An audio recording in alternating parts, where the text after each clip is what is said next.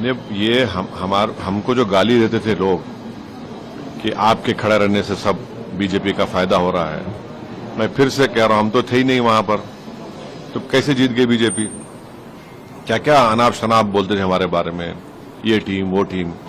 अब जब वहां पर बीजेपी जीत गई, जिम्मेदार कौन है इसका?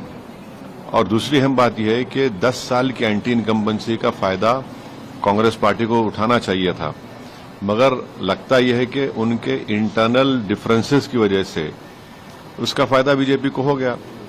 और तीसरी बात यह है कि बीजेपी को अगर आप जरा सा भी मौका देंगे इलेक्टोरल बैटल में, तो बीजेपी उसका फायदा उठा लेती है। और आखिरी बात यह है कि 2024 के चुनाव के बाद भी, और पार्लियामेंट में मैंने कहा था कि जो लोग इसको कह रहे हैं कि ये बड़ी नफरत पे कामयाबी हो गई, मैं उस वक्त भी कहा था कि वो बात नहीं है। तो बीजेपी की ये कामयाबी को अब जो हो रही है अभी, इसके जिम्मेदार कौन है? तो ये है असल। कांग्रेस पार्टी पे निशाना नहीं, निशाना नहीं है भाई। मेन अपोजिशन तो आप ही है वहां पर, मेन अपोजिशन तो ओवैसी थोड़ी है, मेन अपोजिशन आप ही है।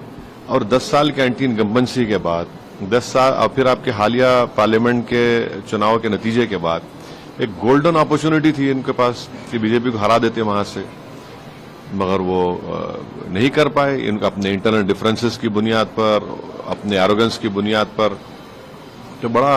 इसको आप बीजेपी की जीत नहीं बल्कि कांग्रेस की नाकामयाबी बता रहे हैं? मेरा मानना यह है कि देखिए, मध्य प्रदेश में भी जीतना चाहिए था, छत्तीसगढ़ में भी जीतना चाहिए था, यहां पर भी जीतना चाहिए था। तो ये तीसरा ऐसा प्रदेश है जहां पर बीजेपी को हारना चाहिए था। असेंबली इलेक्शन बीजेपी जीत गई, तो ये खुद एक बहुत बड़ा पैगाम देता है कि किस तरीके से क्या हो रहा है।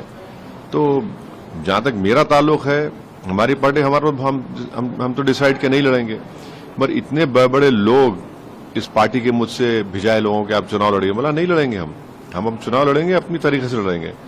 तो ये तो ठीक नहीं हुआ, बिल्कुल ठीक नहीं हुआ। और 10 साल की एंटी इनकम्बेंसी इनएफिशिएंसी इतनी ज्यादा थी वहां पर, तब भी फायदा नहीं उठा सकी कांग्रेस पार्टी से। कल प्रधानमंत्री और भारतीय जनता पार्टी के अध्यक्ष जेपी नड्डा ने भी कहा कि कांग्रेस ने वहां जातिवाद किया, ये किया, बहुत सारे बातें बोली। क्या आप इससे इत्तेफाक रखते हैं? कांग्रेस को खासतौर से निशाना। अब देखिए, जीतने के